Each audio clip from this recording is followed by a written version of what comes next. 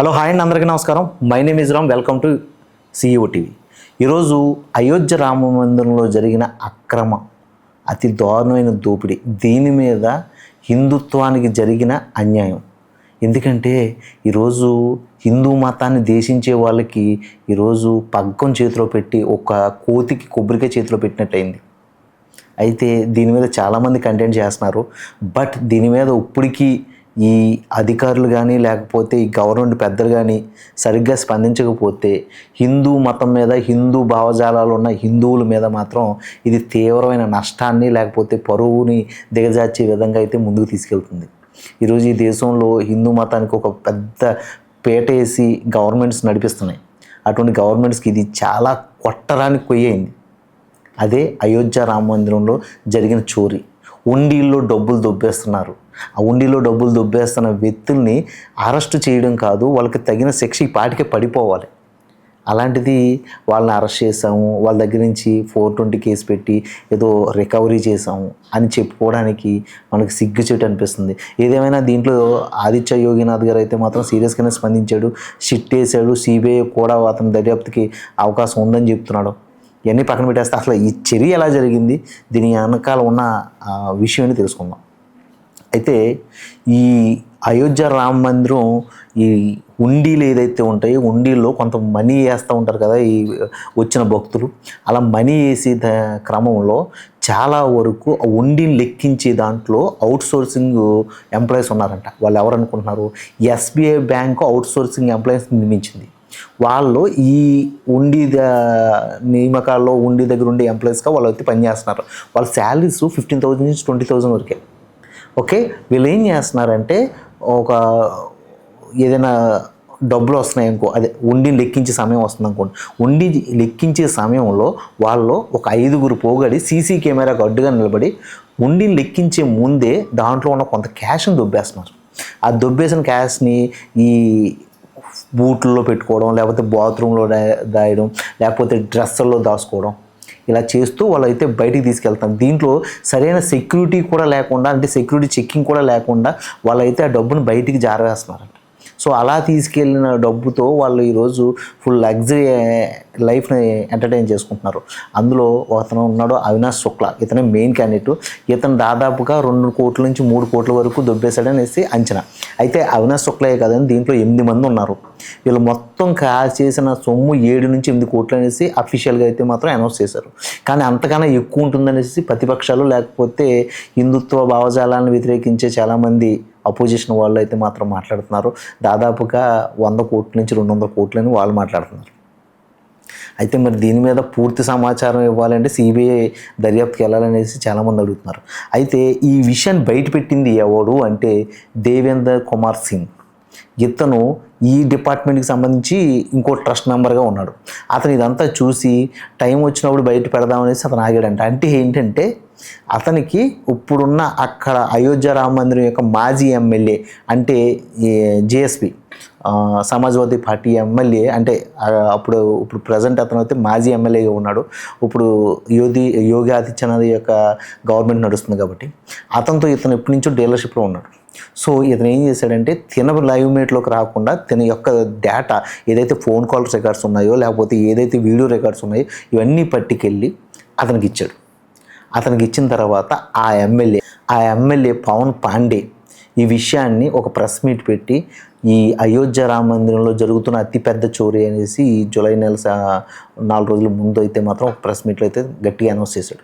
ఒక్కసారిగా దేశం ఉలిక్కిపడేలా చేశాడు. హిందూ సమాజంలో ఎవరైతే ఉన్నారో వాళ్ళందరికీ ఇది కొరకరని కొయ్యే న్యూస్ లాగా అయితే మాత్రం అతను ప్రొజెక్ట్ చేశాడు. సో దానివల్ల ఏమైందంటే ఈ విషయం మొత్తం బయటకు వచ్చేసింది. ఓకే, దీని మీద ఇమీడియట్గా షిట్కి ఏమనేసి ప్రతిపక్షాలు గొడవ పెడుతూ ఉంటే ఇది కేంద్రంలో ఉన్న లోక్సభను తాకింది. ఇది నరేంద్ర మోడీ గారికి, అమిత్ షా గారికి చెప్పలేని పరిస్థితి ఏర్పడింది. సో ఇమీడియట్గా ఆదిత్య యోగినాథ్ షిట్ వేశాడు. షిట్లో అయితే మాత్రం ఎంతమంది ఉన్నారు దీంట్లో వాళ్ళందరినీ అరెస్ట్ చేశారు. వీళ్ళ దగ్గర నుంచి ఒక 70-80 లక్షల వరకు అయితే రికవరీ చేశారు. కన్వా సొమ్ము ఏమైంది అంటే ఆస్తుల రూపంలోనో లేకపోతే ఇంకో రకంగా అయితే మాత్రం అది ట్రాన్స్ఫర్ అయిపోయింది. దాన్ని కూడా పట్టుకుంటామని చెప్తున్నారు. సో వాళ్ళ అకౌంట్లన్నీ సీజ్ చేశారు. ఇది ఇక్కడ జరుగుతున్న స్టోరీ. అయితే ఈ పవన్ పాండే ఎవరు అని అంటే అయోధ్య రామ మందిరం యొక్క నియోజకవర్గంలో ఒకప్పుడు మాజీ ఎమ్మెల్యేగా ఉన్నాడు సమాజ్వాదీ పార్టీకి, ఇప్పుడు మాజీ ఎమ్మెల్యే. ఇతను చాలా స్ట్రాంగ్ పర్సనాలిటీ అంట అక్కడ. సో ఇతను ఈ విషయం మీద కూడా ఫైట్ చేయడం కాదు, ఇంతకుముందు 2021లో అయోధ్య రామ మందిరంలో జరిగిన ల్యాండ్ చోరీ మీద కూడా ఫైట్ చేశాడు. అదేంటంటే అయోధ్య రామ మందిరానికి కట్టడానికి స్థలాలు కావాల్సి వచ్చినప్పుడు ఆ స్థలాలను కూమింగ్ చేయడానికి కేంద్ర గవర్నమెంట్ స్థలాలు కొనడానికి అయితే మాత్రం ఒక ట్రస్ట్ని అయితే ఏర్పాటు చేసింది. ఆ ట్రస్ట్లో ఉన్న కొంతమంది పెద్దలు ఆ స్థలం ఒకళ్ళ దగ్గర నుంచి కొనిపించి అది అయోధ్య రామ మందిరానికి అమ్మడానికి కోట్లు వెచ్చించారంట.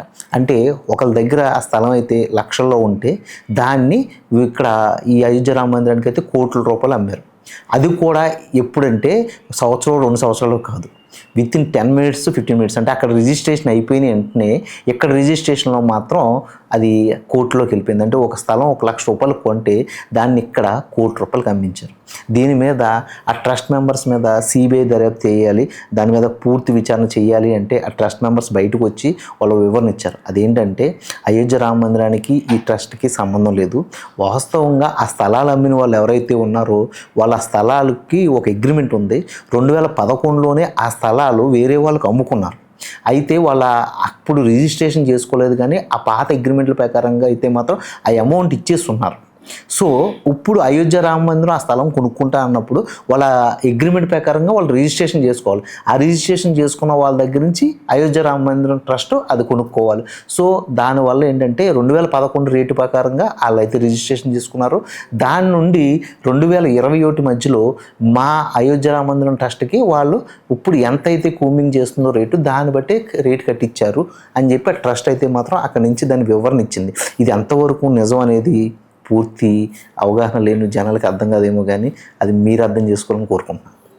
ఇప్పుడు ఈ చోరీ విషయం మీద ప్రతిపక్షాలు గొగ్గోలు పెడుతుంటే అధికార పక్షంలో ఉన్న వాళ్ళ యొక్క ఎంపీలు కానీ లేకపోతే ఆదిత్య యోగినాథ్ గారు ఏం మాట్లాడాడంటే వక్ఫ్ బోర్డు విషయంలో కాంగ్రెస్ ఏం చేసింది, కాంగ్రెస్ వక్ఫ్ బోర్డుని అయితే సపోర్ట్ చేయలేదా, వక్ఫ్ బోర్డులో ఎన్ని అవకతవకలు ఉన్నాయి, ఇదేదో చిన్న విషయమే కదా, దీన్ని ఎందుకు అంత జూమ్ చేసి చూస్తున్నారు అని మాట్లాడుతున్నారు. ఇది చిన్న విషయమో పెద్ద విషయమో కాదండి, ఒక దేవుడికి సంబంధించిన విషయం. ఇండియాలో ద ఫేమస్ టెంపుల్లో ఒక టెంపుల్గా కొలవబడే అయోధ్య రామ మందిరంలో ఇంత పెద్ద చోరీ జరిగితే దాన్ని చిన్న విషయంగా తీయడం, లేకపోతే వాళ్ళు ఏదో తప్పు చేశారు ఆ తప్పుని ఈ తప్పుతో చిన్నబుచ్చి చూడడం అనేది సమంజసం కాదు. యోగి ఆదిత్యనాథ్ గారు, దీన్ని కూడా మీరు రాజకీయ కోణంలో చూడకుండా దీన్ని మీరు హిందూ భావజాలంలో చూస్తే ఇంకా బాగుంటుందని కోరుకుంటున్నా. ఏదేమైనా కానీ మీరు స్పందించడం కానీ వాళ్ళని ఇమీడియట్గా శిక్ష వేయించడం కానీ కరెక్ట్గానే వెళ్ళారు, కానీ ఈ వెర్షన్లో మాత్రం కొంచెం రాజకీయ కోణాలు ఎదుర్కోవడానికి రాముని తక్కువ చేస్తున్నారేమో చూసుకోవాలని కోరుకుంటున్నాను. అలాగే ఒక యోధి చాగిన ఆదిత్యనాథ్ గారికి మాత్రం ఈ విషయం సంబంధం లేదండి. మొత్తం ఎంటైర్ హిందూ మతాన్ని వాడుకుని ఈ రాజకీయాలు చేస్తున్న రాజకీయ నాయకులందరూ కూడా దీని మీద స్పందించాలి. ఇది తప్పు అని ఖండిస్తూ కనీసం ట్వీట్ అయినా చేయాలి. అలా చెయ్యకపోతే రేపొద్దున్న ఎవరు హిందూ సమాజానికి పనికొచ్చేవారు, హిందూ మతాన్ని వాడుకుని వదిలేస్తుంది ఎవరు అనేది ఈ సమాజంలో ఉన్న జనాలకు అర్థమవుతుంది, ముఖ్యంగా హిందువులకు అర్థమవుతుంది అనేసి సోషల్ మీడియాలో చాలామంది గొగ్గోలు పెడుతున్నారు. దీని మీద ఈ పూర్తి కంటెంట్ చేయడానికి నేనైతే రిపోర్ట్ తయారు చేసుకుని మీ ముందుకు వచ్చాను. సో ఇదండి ఈరోజు ఈ అయోధ్య రామ మందిరం యొక్క చోరీ వివరణ. మీకు నచ్చినట్లయితే please first of all like చేయండి, షేర్ చేయండి, మీ ఫ్రెండ్స్కి ఫార్వర్డ్ చేయండి, అంతగా ముందు సబ్స్క్రైబ్ చేయండి. మరో మంచి కంటెంట్తో మరో మంచి వివరణతో మీ ముందుకు వస్తాను. అప్పటి వరకు సైన్ అవుట్ మీరు రామ్.